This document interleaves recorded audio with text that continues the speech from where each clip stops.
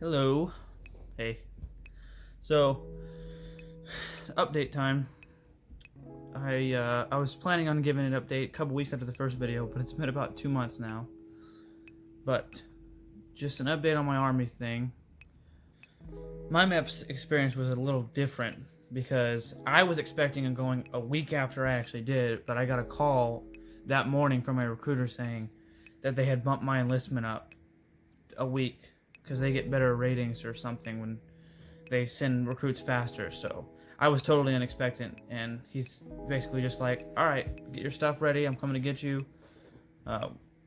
You'll be staying the night. So I had to get all my stuff packed up within an hour's notice. Got all my stuff, went down to my local MEPS facility. First, as soon as I got there, you have to go in and check in at the hotel, and they just give you your identification. They give you a packet. Since all this COVID stuff's going on, you have to sign a waiver basically saying that you haven't had COVID or been around anyone with COVID. So you got to do that. Then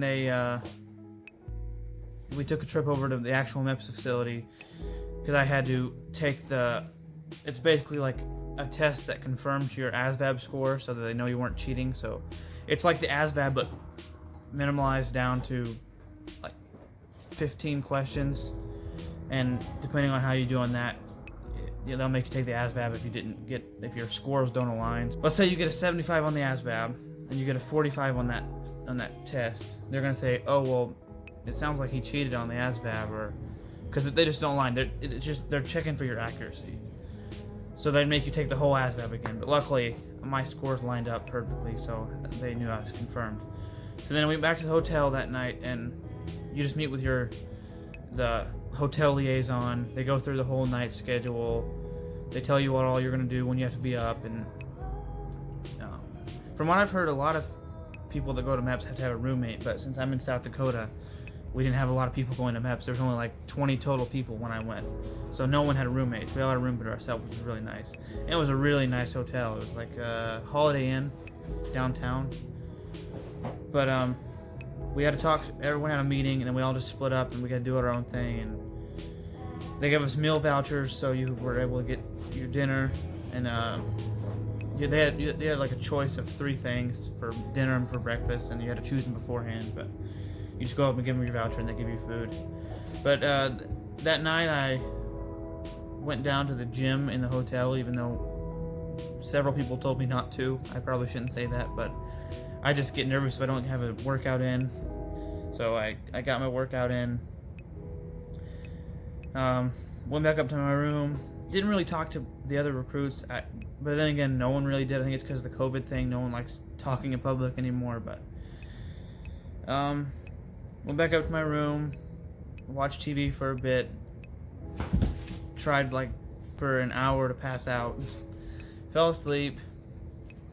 We had to wake up at 4:30 was when we had to wake up. We had to be down in the lobby at 5.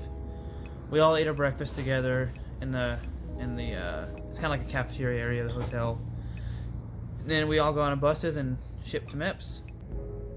Once we arrived at MEPS, they made us all line up in kind of a loose formation type thing. It wasn't like a real army formation. It was just get us all lined up. And we had to go. They had a bunch of metal detectors, and it's a government building, so of course it's going to be highly secured. But we all got through, and then they all kind of divided us by Army, Air Force, Marines, and then National Guard and Army were together. But we all went met with our liaison, and they gave us a packet with basically all of our medical records and everything we had that day. And then we all met up again, every branch. We all met up again, and we had to start the medical processing. Let me tell you, it's not that bad. The only bad thing is it's a lot of waiting. There was one TV in the lobby where we all had to wait between different stations of medical things, but it was pretty boring. I'll tell you that. It was pretty boring. Basically, they just take you in groups, and there's a bunch of different stations. First, you go do a vision test, which they test your how well you can see colors, and they test your overall vision, which I had perfect vision, so you don't have to worry about that.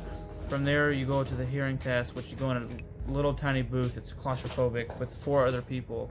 You put on a headset, and then it'll have a series of beeps. They get quieter and quieter, and it's hard because you don't at towards the end they're so faint you don't know if you actually hear them or not. But my advice is just, if you even think you hear it, press the button, because there was people there that failed the hearing test because they weren't sure and they didn't press the button. So, and they even told us, if you think you hear a beep, just press it, because you'd rather get a point for pressing it and it wasn't a sound than missing a sound altogether. It's better that way. That's not that bad though. And from there you go and everyone goes back into a room and meets with the head staff there, and they brief you for what's going to happen the rest of the day. And they give you like the sexual harassment talk, and they basically tell you if you lie you're going to jail, or you can risk getting kicked out of the army, all that, you know the drill. And then you go and you do your analysis. So I recommend holding your pee, because if not, there's people there that failed that day because they weren't able to pee. And first of all, they're going to make you stay as long as possible until the MEPS office closes to pee. And there's people that peed in the morning and they couldn't pee the rest of the day, so I would recommend you hold your pee. And then from there, you're going to go get your blood drawn. It's nothing serious, not too big of a needle. It's just a little tiny vial of blood. It's nothing. I was a little bit nervous, but it's not too bad. After you get your blood drawn, you go and every single person, this is what took so long, this took like 4 hours. Every single person in the MEPS office goes and has a one-on-one with the doctor. They're going to try to do the whole routine where they try to scare you and make you think you're telling something. And they ask questions over and over and over again. Like, they'll ask, have you had a broken bone? Did you break this bone? Why did you break this bone? Even though you keep saying no, because they want you to slip up. Or they'll say, so have you ever had drugs? And then they'll say, well, it's okay if you have drugs, just tell us. Or what about the time you had drugs? Just because they want you to slip up with something. So just stick to your answers. If it's not on your packet, like everyone says, I know you hear this a lot, but if it's not on your packet, do not tell the doctor. Whatever you told your recruiter is what you tell the doctor. People get messed up all the time, and it's not hard questions, it's simple questions. Just think. They are trying to make sure no one's unqualified, but they're not going to try to be mean to you. As like everyone says, everyone tries to scare you, but they're not going to try to be mean to you. They're nice people, they're just doing their job. And most of the doctors there are civilians, they're not in the army. So after everyone goes through their individual stuff, I'm talking everyone, the women will go over here, the men will go over here, and you'll both go to the same doctor you individually talk to, but you'll all be together. All the men will be together, all the women will be together.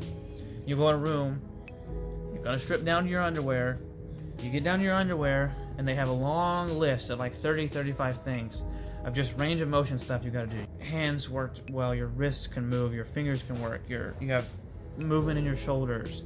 You gotta do the duck walk. If you don't know what that is, look it up. Everyone has to do it. Also, people don't talk about it, but practice these things. Look it up. Look up MEPS range of motion activities and practice them, because we had a kid who could not do the duck walk for the life of him. He could do everything else but couldn't do the duck walk, and he failed that day because he couldn't do the duck walk. Just practice, okay? It's not too bad. After that, you're going to go into the room with the doctor, just you, individual. You're not going to go with everybody else. One at a time again.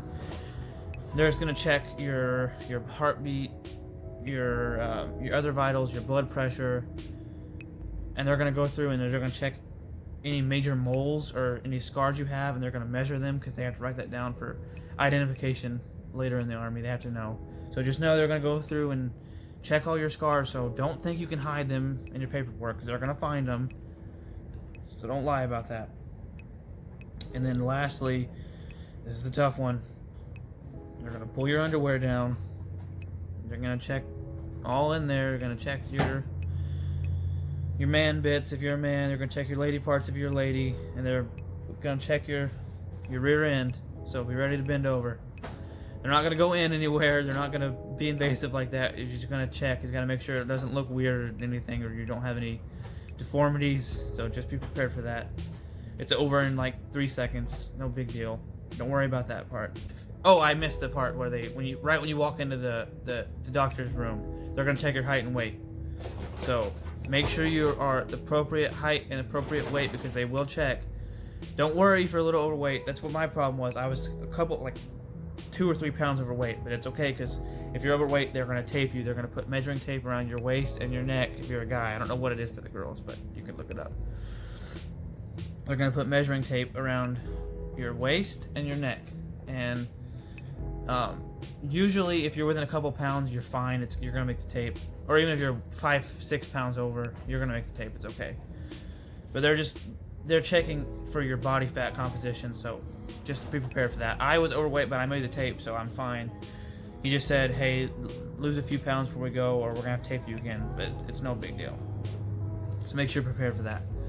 But if everything checks out, you're good, your vision, your hearing, your weight and height, your body's fine, your range of motion's fine, then you're gonna go to back to your liaison of whatever branch you are, and they're going to go through your whole contract process. This is going to take a while too. This is one of the longest things there, because they have to go through every single page of your contract. You have to sign off on every single page, which my contract personally was about 120 pages. So they're going to go over your Army bonus if you're getting one. They're going to go over how long you're in the Army, what your job is. They're going to go over where you're leaving, when and where you're going to basic training. Which, by the way, I thought I was going to Fort Jackson up until the day I left for MEPS, and now I found out I'm going to Fort Sill because they changed my basic training. So don't ever think anything is set in stone when you're joining the Army, because I was totally misled on where I was going to basic training. But I am now going to Fort Sill, Oklahoma. They're going to go through all that, then they're going to go through the part of your contract that says if you are a deserter or if you go AWOL, you will be fined, you will go to jail, you can be punishable by death in some cases. So they're going to go through all that, make sure you're informed, and they will go through everything. They're going to go through all your benefits, college funding and stuff. You're going to have to sign everything. And then, once that's all set, you're going to go to, I forget what the actual name of it was. But, it's basically where it's like the moment of truth room. You're going to go in, they're going to do an interrogation. They're gonna try to hammer out some answers out of you. They're gonna be scary. They're gonna try to tell you you're gonna go through all this stuff. You lie. They're gonna say you're gonna go to jail for the rest of your life. They're just trying to make sure that if you're not qualified, you're not joining the Army. For me, luckily, I went with this really, really nice lady. She helped me out. We talked a bunch about my son and my family, and she was nice. She wasn't too hard on me. She did ask all the questions that everyone else asked, but just know that you might get someone who's a little bit harder, and you have to be prepared to just stick to your packet, okay? It's going to be a little scary going in a room with just you and somebody else, but it's okay. Well, if you pass that, you do your fingerprints. After that, seeing as if you passed everything that you've been through today, finally, you're going to go, if you are reserves in the Army, if you're reserves in the Army, you go swear in right there that day, because reserves, your time starts as soon as you leave MEPS. So for active duty, your time doesn't start until the day you leave for basic. But for me, I'm reserve, so I started the day I swore in. So I passed everything. I'm good. I did have checked my background check came back okay. Had no charges. So I went and sworn in, and it was really cool. Go in a room with the state flag and the flags of all the other military branches, and basically you just stand there, and they kind of teach you a little bit how to do parade rest and standing at attention, because when you take your oath, they want you to be proper. And then a sergeant comes in, and you have to stand up attention when he comes in, and then he puts you in parade rest, and then tells you to put your hand up, and he gives you the oath of enlistment, and you swear in, and you shake his hand, take a picture, and you're in the Army. So it was really, really, really cool to swear in. I know I still gotta go through basic and everything. I'm still a recruit, but swearing in was definitely one of the coolest parts of this whole thing so far. So, because I've been through months and months and months of getting paperwork over my broken arm, and I had to get medical record from every hospital I've been to, and like fill out my packet, and it's just been months and months of a process to get into the Army, and actually swearing in was really, really nice. So I'm going to Fort Sill in about a month, and I'm excited. I'm nervous, but we can get through this. Whoever else is going to basic training with me, but it was not too bad. So don't be scared for MEPS. Just get through it. Be honest, but stick to what's on your packet. You'll be fine. Make sure you're in good health. I'll probably give another update a day or two before I leave, just so I can see myself before and after. But as for right now, I think I'm mentally ready as I can be. So I'll check in later. Peace.